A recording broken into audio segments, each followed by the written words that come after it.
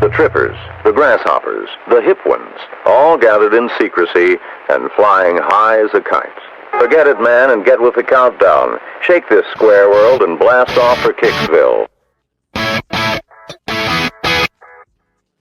Welcome to Hanging Loose, a disc golf podcast, hosted by Shanked, DG, and SpiiciiBoii.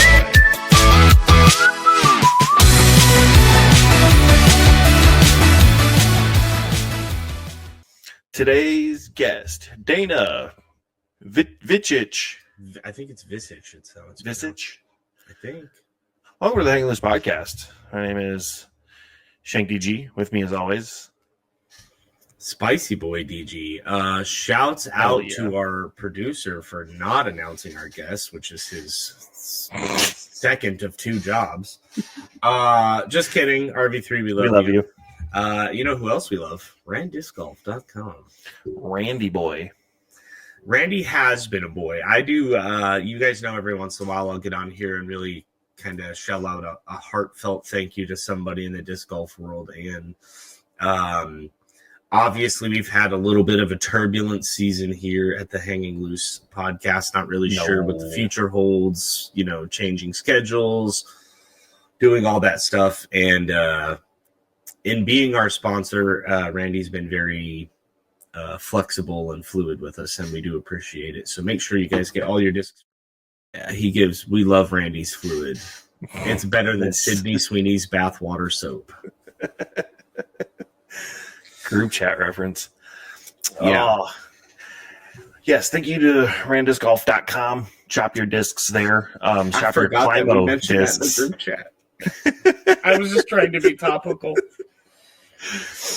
Buy your Climo discs at RandDiscGolf.com. Anyways, enough plugging. There's never unless Randy asks for it, but or his wife. Hey, whoa! Just kidding. Love you, Randy. And throwing a long beep in right there. Yes. It's okay. Should we really edit this part out and talk about it? Never mind.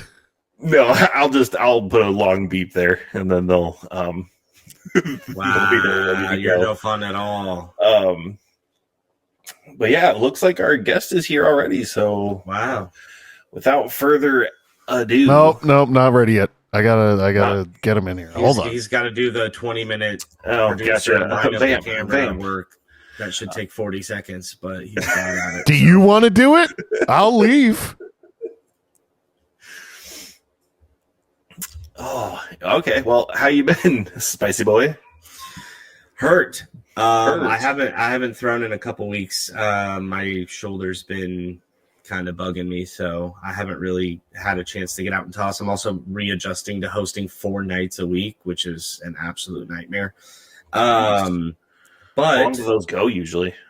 It's 2 hours a night, so 7 to 9 most nights, and then 8 to 10 on Sundays. Which it really isn't the time; it's the frequency. It's I don't ever have like what feels like a full day of like just me time.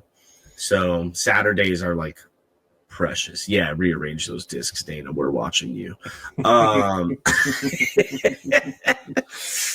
You guys will see him in a second. He's putting on an extra special shirt for you guys right now, and we are watching. But disc golf wise, I'm super excited because I think next week I'm actually going to get to throw around. So doing great. I got to be better about getting off topic because I'm the worst at it. Heck yeah. I met a guy from where you're from. I thought maybe you two knew each other, but you don't.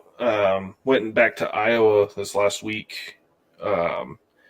Played with some old friends and kicked their ass, which was nice. I hadn't played since like February, so shaking off the rust and beating them was a good feeling.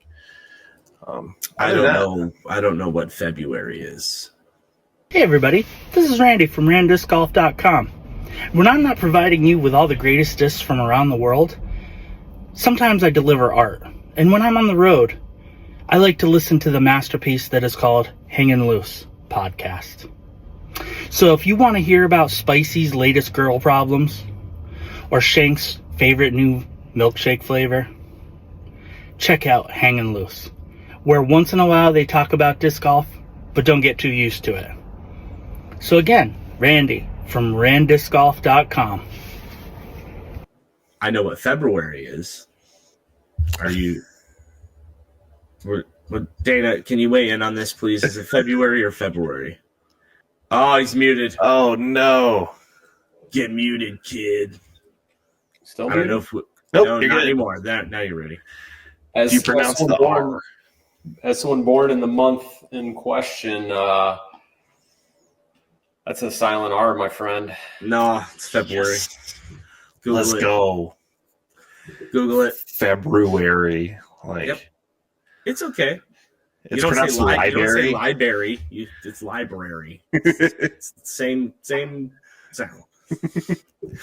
All right. Oh. Well, now that you're wrong, goodbye. I'm just kidding. Welcome to the show, sir. And Hello. Can you also help us out with the proper pronunciation of your last name?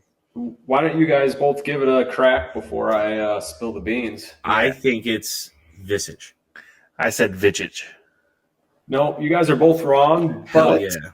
but you both started it with a V, which is the most important thing when pronouncing my last name. My last name, properly pronounced, is Vicich.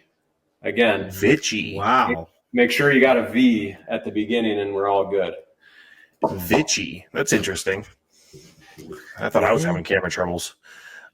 Anyways, yeah, let's formally introduce you. This is Dana Vicich of many things.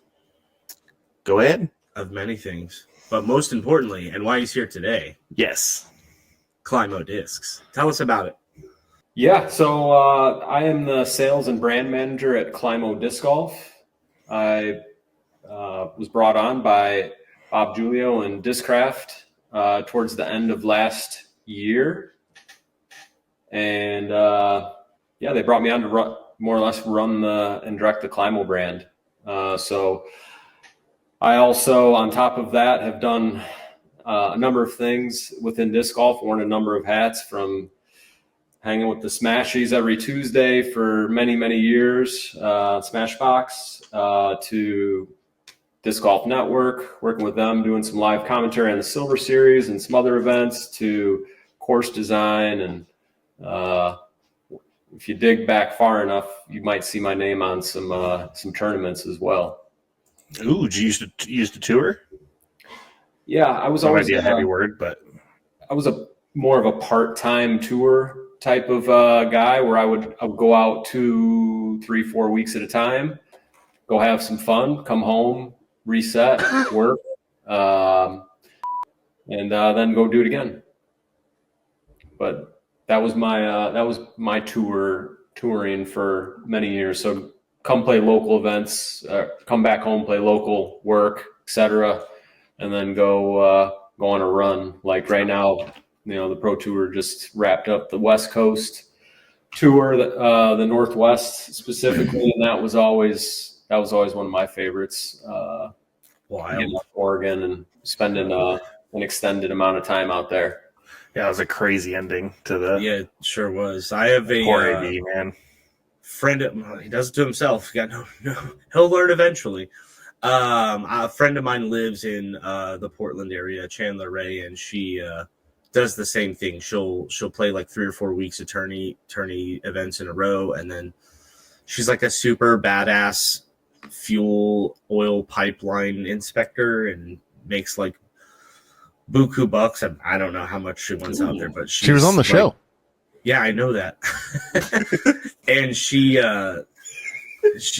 just kicks ass at it. So I love getting random updates from her. So I know, like you said, you've kind of had a lot of different hats in disc golf. So I was curious, like when Bob approached you, by the way, another last name fiasco. I've always called him Bob Julio, and now it's Julio. So this episode's just full of enlightenment. When he approached you, what about Climo Disc Golf were you like initially attracted to that was like, yes, I need this role? Yeah, that's a great question. He approached me, and at like probably you guys and the rest of the disc golf world, my mind was kind of blown. But then, maybe even to a further degree, because he was proposing that I come in and work with him and Discraft and Ken to run it. So yeah, immediately was in shock, but then the wheels very quickly started turning into like, all right, what could this be? What's Climo disc golf look like? And is it the fit for me? And it really didn't take that long to come to the conclusion that yes, this was the job that I wanted and the job for me. Previously, I'd worked with Discmania for many years, and then later House of Discs, and things weren't entirely great there. So I was, I wasn't looking for a job, but this opportunity came at the right time, we'll say. And like I immediate excitement and just wanted to know everything that, Bob had cooked up and how he wanted it to look, and was glad to hear that, he wanted me to collaborate on what it looked like. They're pretty early in the stages of everything. So an opportunity to more or less help build a brand from the ground up, based on, Ken Climo, the GOAT, one of the greatest of all time. Heck yeah. What? He said goat. He probably doesn't have it. I didn't even notice. It's been so long since we've done it. We have a dumb recurring segment we'll talk about later. I was thinking that when you were explaining is like, obviously. Welcome to Goat Talk. God damn it. Hell yeah. Today on Goat Talk, greatest of all Thanksgiving food. Ooh. Wow, this is an unplanned surprise. We did not. That was really good off the top of your head, RB3. I take back almost everything I said. Greatest of all Thanksgiving foods. I am a gravy. If gravy's a food on its own, that would be my choice. We have this, I don't know if it's like a regional thing or maybe just my family thing, but they have this, we call it crack corn. It's got like stuffing in it but I don't know how it's made. My grandma makes it and I eat it, man. But it rocks. You cannot have Thanksgiving without apple pie. Oh, I do it every year. That's actually a great call. I do it every year. And my family's weird. We say pecan. We don't say pecans or pecans. We say pecan. It's very odd, I know. But pecan pie would be, if I had to go desserts, that would be my goat dessert for Thanksgiving. Hell yeah. Sir. What's my favorite? You know what? Your goat Thanksgiving food. This is going to be a little weird, but this last year we went into the city into Chicago and reserved a table at a nice restaurant with my wife's family, and they had a buffet and they had an oyster bar, and we just crushed so many. It was all you can eat. No, I don't think I've had one oyster. We crushed so many oysters. My sister-in-law, I don't know how many she ate, but I don't know if I could do another Thanksgiving without oysters. I'm gonna say that's wild. What a wild, awesome answer. Yeah. Chicago, did you guys have some Malort for your Thanksgiving dinner? We held the Malort. I had enough shots of Malort chased with cicadas over the summer to put me off. I don't know if you guys, where you're at, you caught some of the cicada action. I don't know if Arizona, you guys probably. No, we get them, but like at a different time of year than everyone else. Yeah, last year was one of the crazy years where like 3-4 weeks of just. What's the word for it when like 3 of the swarms are active at once? Wasn't there a word? My head's not gonna die. Love that for me. Cicada apocalypse. No, there was a word that was flying around. All right. Now that we've interrupted your absolutely riveting story about disc golf with stupid Thanksgiving stuff, let's get back to it. Whoa. I'm offended. Yeah, no, go talk Good. rocks. What are you Be talking offended. about? Just be quiet. Anyway, I'm really going hard on RV3 today. I was just going to say, when you were talking about like being approached, there's not many names in disc golf where somebody could be like, do you want to work directly with this person? That would really kind of throw somebody for a loop. Like maybe, Paul Macbeth, or like, I can't think of many else. If they were like, hey, Kristen Lott wants to come work with you, I'd be like, what, dude? No, you're lying. And I would have the same reaction if somebody said Ken Climo wants you to like take over his branding. Yeah. Like, get out of here, Bob. So And the worst, that must have been so weird. Yeah, the worst part of it was he hit me on a Thursday or a Friday and was like, "Are you at USDGC?" And I was like, "No." He said, "Sign. All right, we got to get an NDA going, and we'll talk Monday." So from like Friday to Monday was like, what's he got? What could possibly need an NDA? I hate when my boss says we have a meeting this afternoon and I have to wait 3 hours to find out what I'm in trouble for. I can't imagine how that felt. Yeah, it was I definitely spent some time each night in the middle of the night just thinking about what it could be, and I can tell you with certainty, Ken Climo's name didn't pop into my head. Wasn't even there at 3 a.m. on Saturday night. Yeah, I would have been almost certain it was something to do with Ricky joining the team or whatever. Like if it was going to be branding related, that just seems like it would correlate. But I think that happened later. But anyway, so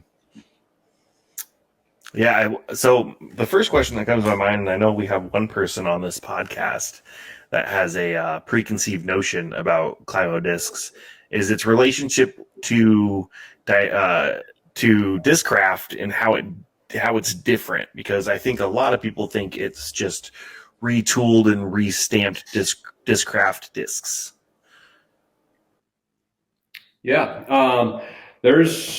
the Discraft is producing and backing the brand, but there's actually a lot of differences, and we can start with the molds.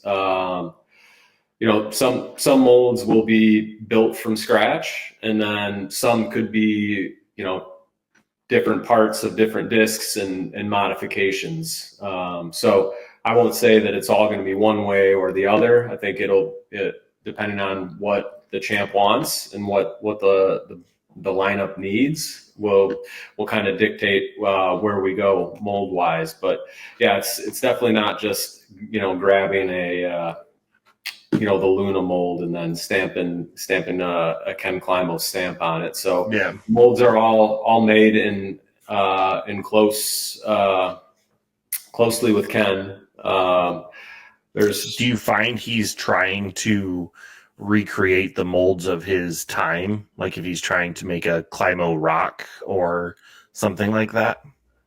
No. There hasn't been, he hasn't been like, all right, right off the bat, I need X, Y, and Z. But, we knew that, we'd want 3 to 4 discs to come out with right off the rip. And, putter driver mid is kind of the easy call, where the driver, we went with a speed 11 versus a fairway.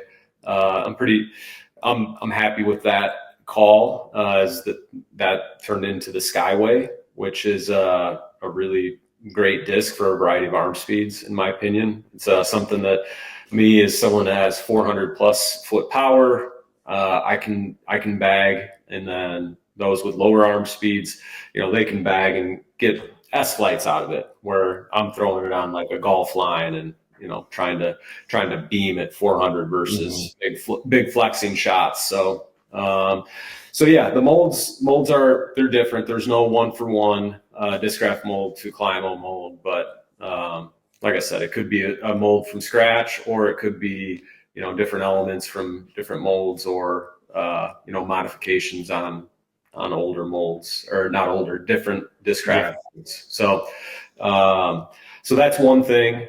Secondarily, the plastic blends are made. They're not the same as Discraft. I think if you look at all companies, there's similarities in them all. So, but for Climo, he prefers a middle of the road in stiffness in his discs, in at least the premium plastics. And I think Discraft has really excelled in making a stiffer, more pro level type of disc or plastic blend over the years. They've been making, it seems like the last couple of years, we've seen a lot of flex plastic, which I think has been well received, but Climo, the stuff is all similar to that flex plastic in terms of pliability and grip, but it certainly is not a one for one. So right now we've got a baseline plastic, which is the trophy line, and we just released our second premium plastic 2 weeks ago, the Victory line. That's the best comp to that would be a Z or C line Champion Opto. It's that type of clear see-through plastic, but ours has got most of the colors are very pearly, so it's like a pearly type of like a lucid plastic, kind of a little bit like that. Yeah, not super. Or the chameleon plastic, I think, is what I'm thinking of. Oh, like kind of changing. Yeah, I wouldn't necessarily say it's changing, but more like it's a little cloudy. It's not necessarily, they're not necessarily going to be like ice clear, see through.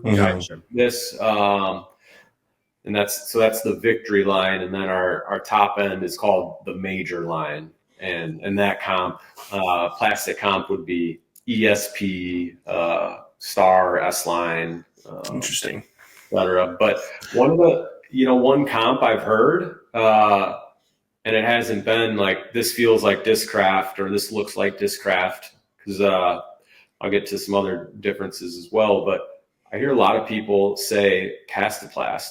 Castoplast has got their premium. They got really beautiful premium plastic that's got a nice shine and look and feel, and a lot of the Castoplast, unless you're going with stepping up to the hard, is it's a little more pliable, a little softer. So I think in look and feel, I've heard, and I would agree if you were asking me to comp it to something, and I'd say it's relatively similar to some of the early Castoplast.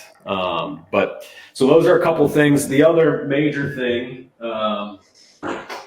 is we've got, I don't know if I'll be able to get it right here, is the Climo disc golf tooling. It's on the flight plate of the disc versus rather the inside of the rim. Discraft inner rim model. So great change in my opinion. Yeah, I hate that tooling on some of the Discraft. It's funny. I was weirded out by it. I'd thrown Discraft for in years past, but then when I joined and I got a box of discs, and I was like, how do I hold these without tooling? But then we opted to do that on the bottom versus on the inner rim as another differentiation, and I really that's a good move. I'm happy with that. So it's coming out of Wixom, coming out of the Discraft factory, but there are a lot of differences. Nice. With so you being you're the brand manager for Climo discs, right? Are you in charge of naming the plastics, or at least part of the team that names plastics, molds, stamps, stuff like that? Yep. I've been I kind of, the theme of the plastic line was, I wanted to tap into that winning theme, and I feel like we did a pretty good job with that. With, again, trophy, victory, and major, and I feel like that complements Ken Climo really well, and kind of Yeah, it's almost a like meta commentary on disc golf, the way the naming conventions go and the mold lines and all that. I guess maybe not the mold specifically, because I mean, is Skyline a reference that I don't understand, or is that just kind of Okay, and so that was the plastics I was talking there, and then on the molds, we want, with this being Climo disc golf and Ken Climo, we want it to be all about him, and so the Skyway, there he is. sorry, I didn't mean to throw you off. He just died. He's like, bye. The Skyway is named after the Skyway Bridge, which connects Tampa and Clearwater. And Ken's a lifelong Clearwater, Florida resident. And then the Bel Air, which is the mid-range, is Ken grew up on Bel Air Road. And his first, he played golf at the Bel Air Golf Club. So when he was a kid, he played a lot of golf. And so that was at the Bel Air Club. So kind of tapping into different things, elements of Ken and his career, his life, Florida. We're not going to see just all Florida themed discs, like the Osprey was a recent release. It's a understable speed 10, really nice flippy flyer. But you guys should just go for it and make an overstable approach and just call it 12 time. Just go for it. Goodness, it's on the nose.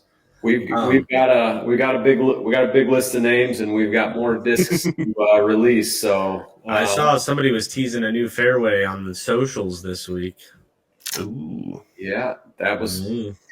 I got that nice text from Ken on Friday, and posted that up, and that everybody was excited about that on Instagram. So that'll be the next one. We haven't named that one yet, but that's the next name that we need to come up with. And the other disc that we have, the Champ, which is the putter, it just seemed too perfect to not use. So sure. So we want whether it's the disc names or the brand or everything, we want it to be Ken Climo. And so I like a good story and storyline, even if it's even if you got to think about it a little bit and you're like, oh, that does make sense. Or like even Bel Air, like that's like those are the best stories, the complex ones. Ones you have to think about. Yep. So I've been on the team, and how that works is myself and maybe some other colleagues will kind of spitball, or I'll bring a couple naming options, and then we'll kind of narrow it down, and then bring it to Ken. Hey, what do you think of this naming theme? Here's what we've got, and Ken signs off or collaborates or says, no, let's maybe this disc feels more like the Osprey feels like a fairway versus a putter. And so, is there an example of Ken disc that Ken shot down, either name or otherwise? He's like, no, I'm batting 1,000. Speaking of, how did your daughter's softball game go? Well, I hope. Yes, it was still going when I left. No, you did not leave to come be on this dumb show. It's fine. She's got another 2 games this week that I will be at, and this will hopefully be the only one that I miss. And I saw her bat and play in the field and all that. She's 7. So I hope that I have a lifetime of games to go. Yeah. So do we. Otherwise. So do we. So he was asking about ones that Ken may have shot down, but I also had a follow-up question, which was purely hypothetical, because I don't see this happening, but like Discmania has the tilt and MVP has the glitch. If you guys come up with like a gimmicky disc like that, you should absolutely call it the bath salts. That's the most ridiculous Florida thing I can think of. Just have it be really ridiculous and just have one joke disc. I'll you know what? I'll run it through Ken. I'll run it through camp. Ken's gonna block me on socials. We've never even spoken. See what he says. Oh, that's really good. There was one of the Bel Air logos or stamp art that we came up with. I really liked. It was kind of a signature cursive type of font, and I thought it fit really well for the kind of the golf theme and everything. But Ken wasn't a fan of it, so then we went back to the drawing board with the graphic artist and came up with 3 more options, and or actually maybe it was 2, and one of them, which we ended up using, is really strong. And I'm happy that he said no, because I like the new one better. But that would have been one time where Champ vetoed something that I would have liked to move forward with. Well, that's cool. I mean, it's always the creative process is always a team, especially if you guys are working so closely with Climo, right? Mm-hmm. I did see on your guys' website that the mission statement is preserve and enhance the legacy of Climo. Do you guys have a plan outside of just discs and stuff like that to maybe get him more, not that he needs more solidified in the sport, but kind of bring him back into the fold? Just reestablishing his presence.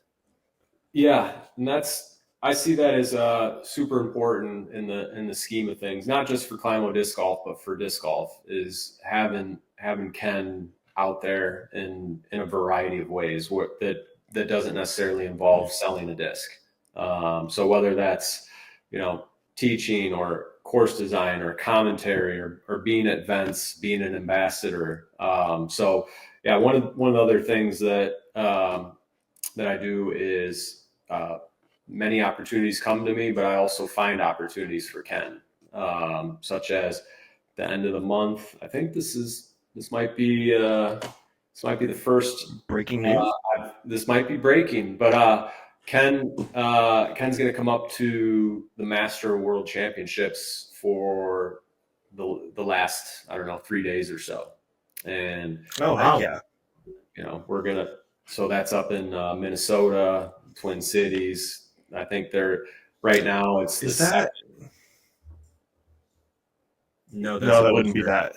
No, I was. I thought the Masters was being held at the same place the Third Coast gets held at, New Haven and Saugatuck and stuff. I think I'm mistaken though.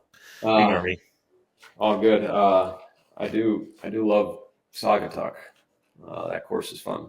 But I would hate to see that word spelled as someone from Phoenix, Arizona, because I know I would mispronounce the hell out of it.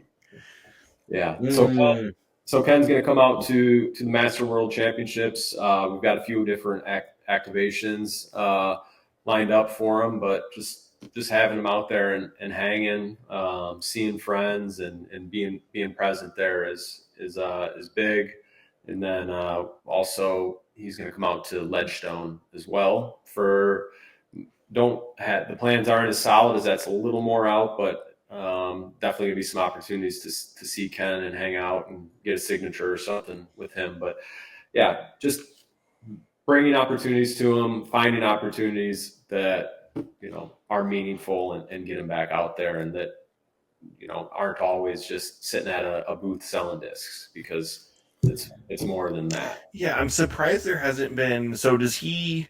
And feel free not to answer this. Is he very selective on appearances? Because I'm very surprised with him being back in the game as much. I mean, he's got his own disc brand now. Yeah. That he really isn't all over the place. Like, you don't see him much on coverage. He's not on Jomez. He's not. I mean, disc golf in and of itself is so small. When something happens, it's usually marketed fairly well. But Ken Climo made a big, to do about coming back, and then drop the brand, and then there hasn't been much after that. So is he just very selective in what he does? Yeah, so we were out at right off the bat. We did make it to Disc East, and then also we're at the Spring Flight Open, and then also Ken has played in a couple PDGA flex starts around Florida, Climo launch series. So those are a couple things that he has done. But during the school year, Ken has he has a daughter that he helps get to school every morning. He takes care of. So travel during the school year is pretty limited, and it's limited to the weekend. So there's the pro tour is, it's all over the country, and they've had their commentary teams, in booths on site, and all these different things, and it just hasn't lined up to get him back in the booth. And I did talk to the Jomez crew about Spring Flight Open when we were out there, about maybe joining and hanging out there. But I think they do it so late at night. It's like 1 a.m. when they're in the recording, and I can't imagine Ken's pretty, amped to meet those hours. Yeah. Yeah, and because the Spring Flight Court, Brooksville, is, I think, not 2 hours, but close to 2 hours from his home. Not that he couldn't, but anyways, that would have been late. So there's been some opportunities there that we haven't connected on, but certainly looking to find more opportunities for him. We've got the YouTube channel going, put out a putting video, which we want to make some more of those videos that can, that have a longer life than like an Instagram story or reel or something like that. Yeah. That can be out there and continually, help people. That was literally you took the question out of my mouth. I was like, so on things that might be a little bit easier to film, I've been thinking about doing more like YouTube videos because they have that's literally the exact question I was going to ask you. So kudos to you. You're damn good at your job. Well, I'm trying, but I agree. I'd love to have Ken out and about more, but we're approaching summer now throughout the country. I think you'll see and hear some more from him. Actually, next we're gonna have him we're gonna go up to the factory in the near future as well. So do some fun stuff and some meetings and all of that. And I believe there'll be some good content to come out of that as well. So heck yeah. Well, that's great to hear. And it's very, it's wholesome that he's not avoiding, but like prioritizing taking his kid to school over, his legacy of being, this amazing disc golfer. And he's like, oh, my daughter needs to get to school. So like, screw you, Jomez. Kind of, not literally, but family, that's awesome. Yeah. And that's, I fully respect and appreciate, and I'm glad that he puts his family first, because that's as a brand manager, that's got to be a little bit annoying. But says the guy who left his daughter's softball game early to talk to a human son. Oh yeah, family first. I'm just kidding. That was just a really thank you, but that's funny.